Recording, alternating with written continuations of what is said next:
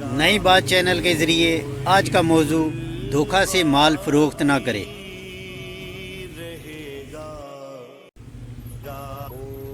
حضرت ابو ہریرہ رضی اللہ تعالی عنہ سے روایت ہے کہ حضور نبی کریم صلی اللہ علیہ وآلہ وسلم غلہ کے ایک ڈھیر کے پاس سے گزرے تو اپنا ہاتھ مبارک اس میں ڈالا۔ آپ صلی اللہ علیہ وآلہ وسلم کی انگلیاں تر ہو گئیں۔ آپ صلی اللہ علیہ وآلہ وسلم نے فرمایا، اے غلہ والے، یہ کیا ہے؟ اس نے عرض کیا، یا رسول اللہ صلی اللہ علیہ وآلہ وسلم، اس پر بارش ہو گئی ہے۔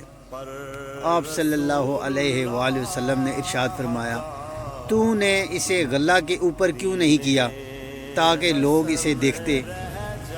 جس نے ہمیں دھوکہ دیا وہ ہم میں سے نہیں۔